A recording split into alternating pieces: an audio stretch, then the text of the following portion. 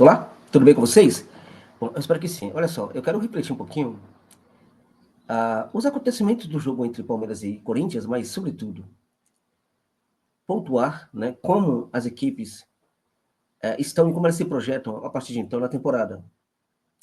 Claramente que a amostra do clássico é muito reduzida, né, para que façamos aqui algum tipo de prognóstico, mas dá para a gente ver, pelo menos, que alguns erros, né, em ambas as equipes continuam, né?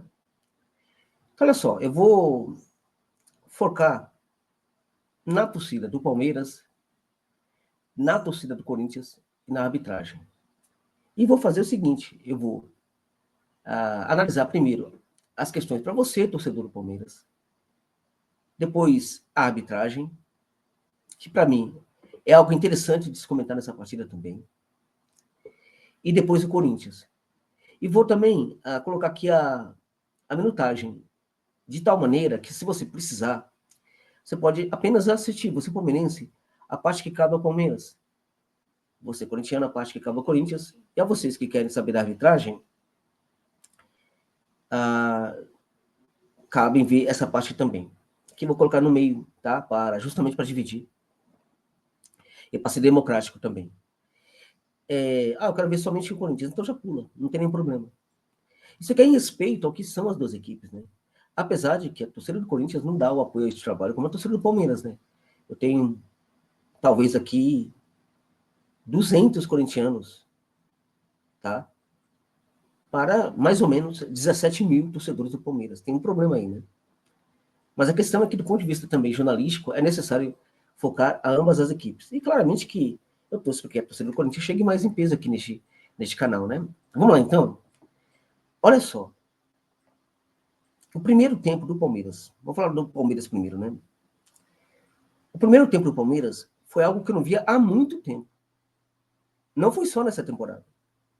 Eu não me recordo, na temporada passada, de ter visto o Palmeiras tão interessante e eficiente como o Palmeiras atuou no primeiro tempo. Apesar de alguns problemas defensivos, que podem ser explicados e aceitáveis até, né? A equipe entrou com 3 zagueiros, e aí é uma questão interessante também, porque o 3 zagueiros ele pode mostrar como o técnico ele é boçal, né?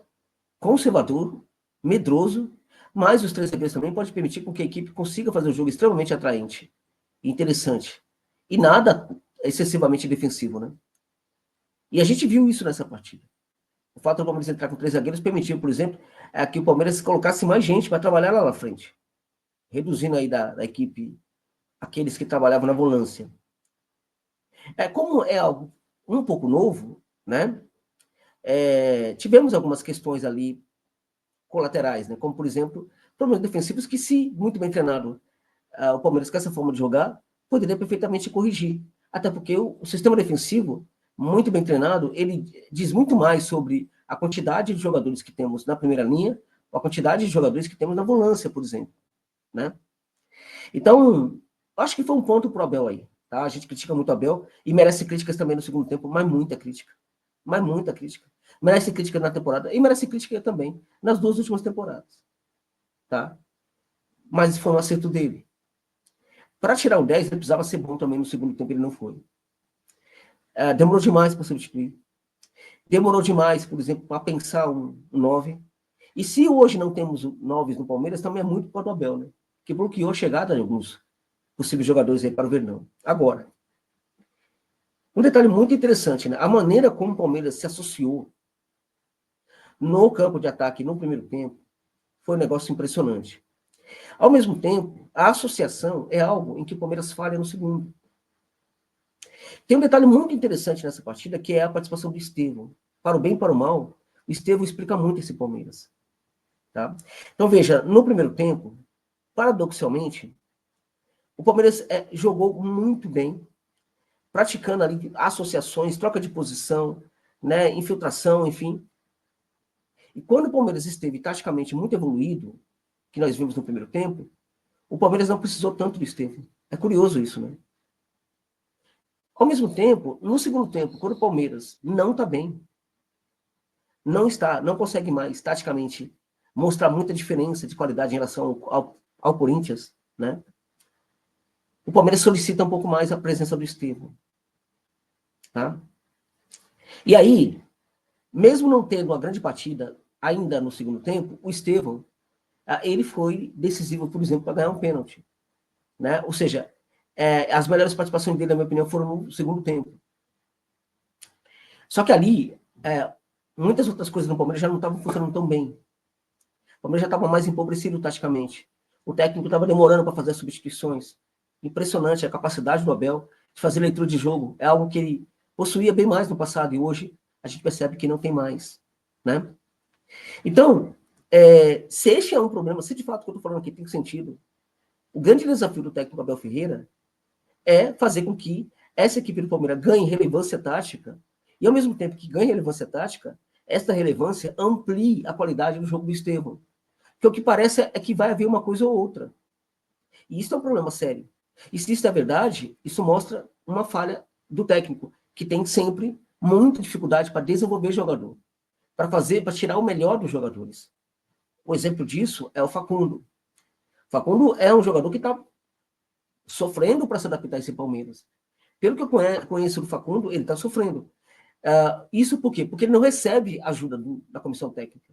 Né? Ainda assim, né, o Facundo está mostrando ser uma força interessante. No jogo de ontem, para mim, ele foi um dos melhores. Eu acho que ele foi o melhor, né, juntamente com o Piquerez, que voltou, né, muito bem o Piquerez. Né, voltou com muita qualidade. Para mim, foram os dois melhores da partida. Né? Apesar do Facundo, por exemplo, não ter, na minha opinião, não ser muito ajudado pelo técnico. O fato de o Palmeiras ter seus dois melhores jogadores no setor esquerdo mostra que ali foi o lado em que o Palmeiras conseguiu produzir muito mais futebol, né? Então, tem essa questão aí. O Estevão, quando o Palmeiras não está bem, o Palmeiras fica muito mais dependente dele. Quando o Palmeiras taticamente está mais evoluído, o Palmeiras não precisa tanto das individualidades, né? E neste caso, as individualidades têm que brotar. E é nessa hora que o Estevão tem que jogar até mais do que ele joga. E é justamente o que nem sempre acontece. Entende? Isso é um problema sério que o técnico tem que resolver. Tá? Agora, toda a qualidade do jogo que a gente viu no primeiro tempo do Palmeiras, a gente já não vê no segundo tempo. E vamos lá, gente, é absurdo o Palmeiras jogando em casa contra o Corinthians, né? Com aquele time do Corinthians, né? E ainda assim, o Palmeiras com um jogador a mais, né? Durante grande parte do segundo tempo, o Palmeiras não conseguiu vencer, né? Chega a ser um absurdo. Se nós olharmos para o grupo do Campeonato Paulista, o Palmeiras está lutando aí com o Ponte Preta da vida, pelo amor de Deus, né, gente? Não dá, né? Não tem cabimento. Olha o investimento do Palmeiras e o investimento, por exemplo, de uma ponte, né? Então, a equipe, ela conseguiu, por exemplo, me convencer no primeiro tempo, e acho que você, torcedor do Palmeiras, tem que ficar muito contente pelo que viu no primeiro tempo. Que ali nós vimos um Palmeiras muito diferente. A questão é, ele vai repetir isso daí? Vai treinar melhor isso daí? Eu desconfio que não, tá? Palmeiras, de certa forma, na minha opinião, merecia vencer, tá? O jogo. Foi melhor, apesar de todos os problemas do segundo tempo, tá? Ainda assim foi melhor. Não gostei das substituições do técnico Abel Ferreira, assim como eu não gostei da demora dele também para fazer as substituições, tá? Então é isso. Acho que o Palmeiras tem ali, olhando para o Palmeiras, ele tem problemas para resolver. Essa questão tática precisa de relevância, precisa de evolução, tá? E o Abel precisa tirar muito mais de alguns jogadores. Porque mesmo o Facundo jogando o que jogou, não é por causa do Abel, é por causa do Facundo. O Piquerez jogando o que jogou, não é por causa do Abel Ferreira, é por causa do Piquerez, tá? E nem sempre um jogador ele vai conseguir superar os seus desafios dentro de campo quando ele é tão boicotado desse jeito, como é o caso, principalmente, do Facundo. Mas também do Estevão, tá? Que ele também é boicotado. E eu acho que o Estevão fez uma péssima partida, tá? Péssima partida. Vamos lá. Eu vou falar da arbitragem agora, depois vou falar do Corinthians. Ou seja, palmeirense, fica comigo aqui. Não gosto de... Deixa rolando. Ajuda muito aqui o trabalho, tá? Quanto mais o vídeo ficar rolando, melhor. Se você não está interessado em ouvir como fala agora, por gentileza, deixa rolando aí, vai fazer outra coisa. Muito obrigado por essa força aí. Pedir também um Pix, se você puder. Você, corintiano palmeirense, deixa um Pix aqui para dar uma força pro canal. Eu tô bem doente hoje, inclusive. Ontem à noite não consegui trabalhar, tava muito mal. Acamado, inclusive, né? E ainda não tô bem. Acho que vou precisar sair novamente para ir ao pronto-socorro, né? Uma gripe, uma febre, um negócio estranho, né? Enfim, desculpa aí pela confissão. Se você puder, deixa um pix para dar uma força pro trabalho. Vamos lá, arbitragem do Klaus. Olha, sinceramente, eu vou falar claramente dos lances mais polêmicos, né? Eu tenho a minha visão sobre isso, você pode ter a sua. Tá tudo bem. Mas eu acho que o Klaus foi mal na expulsão do Yuri Alberto. Tá? É claro que nós sabemos que é a norma. O jogador, ele fingiu uma situação que não aconteceu. Né? Ele simulou. Neste caso de simulação, é normal, é lei, dá o cartão amarelo. Agora, é muito raro o juiz dar cartão amarelo por simulação no, enfim, ali dentro de campo, quando não seja dentro da área, por exemplo. Eu quero que você, palmeirense, você pode estar discordando de mim, mas eu quero que você faça esse exercício de memória. Tente lembrar, quando foi que você viu um juiz dar cartão amarelo para o jogador que fica simulando ali no campo, não dentro da área, não ali na proximidade da linha para ganhar uma falta perigosa? É muito difícil acontecer isso. Como é muito difícil, você tem uma lógica imposta no futebol brasileiro, não pela lei, mas pela tradição. Entende? Isso não retira o amadorismo, a infantilidade do Yuri Alberto. Claramente que não retira. Ok? Agora, evidentemente, né, que era uma situação que o árbitro pode administrar. Pode chegar para o jogador super feroz, dar mais uma bronca nele, uma bronca séria, falar, olha, outra situação dessa, você vai receber um cartão amarelo. Ok. Né? E aí o clássico tem muito mais condição de rolar com uma situação favorável, de repente o Palmeiras com 11 contra 11, poderia até, vai saber, né? Porque o time quando tá mal é isso, né? Não sabe aproveitar as oportunidades que recebe. Então eu acho que o clássico foi muito mal. Quanto à bandeirinha, dá para entender também, tá? Agora, lembra quando o Abel chutou o microfone, né? Eu tava me lixando para o microfone quando todo mundo tava xingando o Abel. Entende? Chutou a bandeirinha, o cara tá comemorando um gol, grande merda, chutou a bandeirinha. Agora, deu cartão ali, acho que ali poderia até ser muito mais correto o cartão, muito mais correto, que aí obriga alguém lá a fazer o trabalho tal, que o preguiçoso, né, que o preguiçoso não, que o bobão foi lá e, né, mas tudo bem, então o cartão amarelo tá válido. Agora, na simulação, eu achei que foi um exagero, tá? Sobre o pênalti foi, tá? O Estevão, claramente, ele força a barra, mas ao contato, ele é muito leve, não tem como. Ele deu o pênalti correto. Seria um absurdo se não desse aquele pênalti. Abel, cala a boca, Abel. Sabe, cala a boca. É o problema de você não ter um diretor de futebol, um executivo de futebol que presta, que nessa hora vai para a entrevista junto com o técnico, né? E compra a conversa, né? Querer justificar. Que houve invasão de área. Pelo amor de Deus, a gente quer agora a perfeição da arbitragem no Brasil, é isso? É isso. Não dá, né? O cobrador já tem tanta vantagem em relação, né, ao goleiro e mesmo o time que está cobrando em relação ao time adversário, que, por favor, né? Não dá para colocar na culpa da arbitragem o resultado. É absurdo. E é nisto que o Abel se perde. Completamente. Tá? A arbitragem, para mim, foi lamentável, foi ruim. Né? Embora o Yuri Alberto tenha merecido, eu acho que o árbitro não foi bem nisso daí. Tá? Bom, falar do Corinthians agora. Tá? Jogo horrível do Corinthians. Horrível. Jorge, o que explica que no primeiro tempo o Corinthians tenha jogado tão mal? Peraí. Para. Jogou mal no primeiro e no segundo tempo. Para começo de conversa. Mas vamos lá. O que explica que o Corinthians tenha jogado tão mal no primeiro tempo e tenha tido as mesmas condições, as mesmas chances de gol que o Palmeiras, podendo, inclusive, fazer mais de um gol? Não é o esquema tático, não é o Ramon Dias. São jogadores do Corinthians. São as individualidades do Corinthians. Que, aliás, ontem estiveram muito mal. O Depay teve um momento de brilho quando recuperou aquela bola, né? E permitiu ao Yuri Alberto fazer o gol, né? Mas o Depay muito mal. Tá? Fisicamente parece que está baixo, né? Acho que o técnico deveria ser um pouco mais inteligente e poupar um pouco esse jogador para algumas partidas para ver como é que fica, né?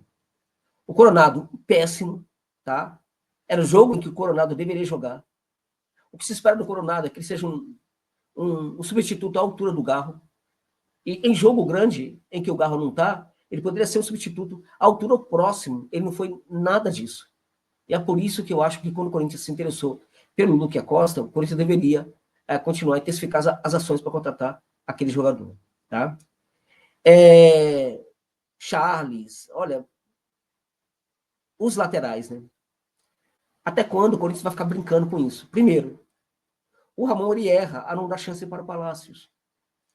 Porque a gente precisa saber se o Palácios é um jogador que presta ou não. Né? E acho que ele, com a perna mancando, ele é melhor do que aquelas duas porcarias que o Corinthians tem na lateral esquerda. O Hugo foi a invenção da antiga diretoria, se não me engano, bancada por essa. Esse jogador é muito ruim, gente. Sabe, sabe, o que faz, o que esse jogador fez na carreira para merecer ser um jogador de um time grande, titular do Corinthians? Não tem cabimento, é uma ofensa. Joga nada, gente. Ah, mas ele é um cara legal, que se exploda se ele é um cara legal. O cara nem saber se ele é legal. Ele tem que ser um bom jogador. Entende? Eu não tô nem aí para a questão pessoal do jogador. Ele tem que prestar como jogador. E como jogador ele não presta. É jogador para, sabe, times da Série B. Como é o time de onde ele veio? Time de Série B. Não é um jogador para ser titular do Corinthians. Né? E o Bidu é brincadeira, né? Não sabe marcar. Ataca mal. Some do jogo às vezes. Sabe, não entrega nada. É jogador também de time de Série B. Aliás, né? Veio de um time da Série B que agora acho que está na Série C, né? Série C. Ok? Se não me engano. Guarani. É isso. Do outro lado, o Mateuzinho. Eu tô cansado de falar do Mateuzinho. Que foi um negócio inexplicável. Dessas coisas inexplicáveis, dessa gestão que eu defendo, foi essa contratação do Mateuzinho. Que o Flamengo ia emprestar o jogador, de repente não deu certo, o Corinthians parece que não quis, depois o Corinthians vai lá e paga uma grana pelo Mateuzinho, e o Flamengo falou muito obrigado, Corinthians, por me ajudar. Porque o Flamengo não sabia o que fazer com o Mateuzinho. Parabéns aos envolvidos. Jogador limitadíssimo. Limitadíssimo. No Flamengo, o grande problema dele é que ele não aproveitava as oportunidades para evoluir. No Corinthians é a mesma coisa. O Corinthians precisa de laterais. Direito e esquerdo. Urgente, até porque Maná, para mim, que é outra decepção, não está aproveitando as oportunidades quando elas são entregues a ele, né? Péssimo esses laterais do Corinthians. Péssimo. A zaga também foi muito lenta no jogo de ontem. Mesmo o Ramalho, que é um grande jogador, foi mal, levando bola nas costas e tal, né? Com isso foi muito mal mesmo. Agora, taticamente, dá para falar que o problema do Corinthians é sobretudo tático, tá? E o Ramon continua a ser um técnico limitado.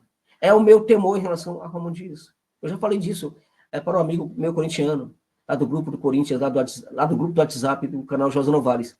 Tem um corintiano lá, né? Então vire membro do canal para você se juntar lá ao meu amigo a quem mando, né? Um abraço ao João aí, né?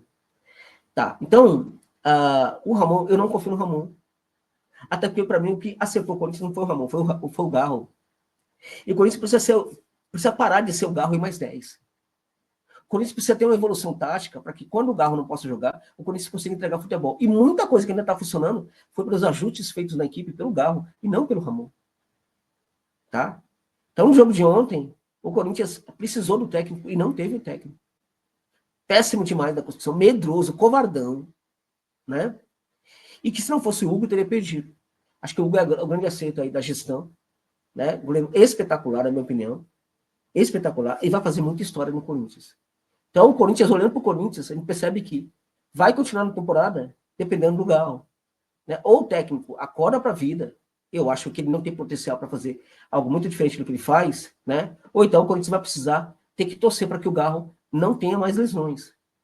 Porque a situação é muito grave. Qual é o problema de buscar um técnico? Ah, não, como na temporada passada ficou 10 últimos jogos sem perder, então o cara é o Ramon. Não, o cara não é o Ramon, tem que ter avaliação mais séria sobre o processo de trabalho. Sabe? Agora, infelizmente, não vai mudar. Esperemos que ele consiga evoluir, fazer essa equipe evoluir taticamente, porque taticamente é muito pobre. Tá? É isso, gente. Muito obrigado por gente que ficar comigo neste vídeo até o final. Muito obrigado mesmo. Se inscreva no canal, comente, critique, deixe uma sugestão aí, tá? Fala se você gostou desse modelo de minutagem, que aí permite falar das duas equipes, né? Critica mesmo, pode criticar. E mande um pix se você realmente puder dar essa força para o canal, tá bom, gente? É isso. Muito obrigado.